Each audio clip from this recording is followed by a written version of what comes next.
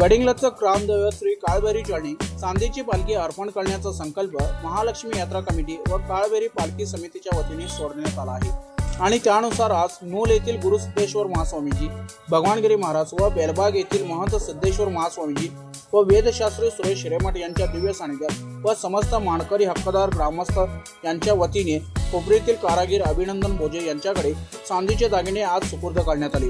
दरवर्षी फेब्रुवारी महिन्यात काळभैरीची मोठी यात्रा भरत असते आणि या यात्रेला महाराष्ट्र, कर्नाटक, गोवा, आंध्र प्रदेशातून लाखो भाविक हजेरी लावत असतात आणि या यात्रेच्या अगोदर ही पालखी तयार करून पालखी समितीकडे सुपूर्द करण्याचा आपला प्रयत्न असणार आहे असे कारागिरांच्या वतीने यावेळी सांगण्यात आले आहे। त्याचवेळी विविध भाविकांच्या वतीने सढळ हस्ते पालखी कार्यासाठी मदत केली आहे।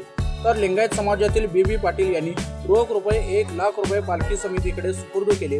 तर चंदगडचे आमदार शिवाजीराव पाटील यांनी 1.25 किलो चांदी आपण काळभैरी चरणी अर्पण करत असल्याचे यावेळी जाहीर केले। एकूणच आता काळभैरीला चांदीची पालखी मिळणार असल्याने भाविकांच्यात आनंदाचे वातावरण पसरले असून सर्व भाविकांनी यासाठी यथाशक्ती मदत करावी असे आवाहन पालखी समितीच्या वतीने सर्व ग्रामस्थांना करण्यात आले आहे।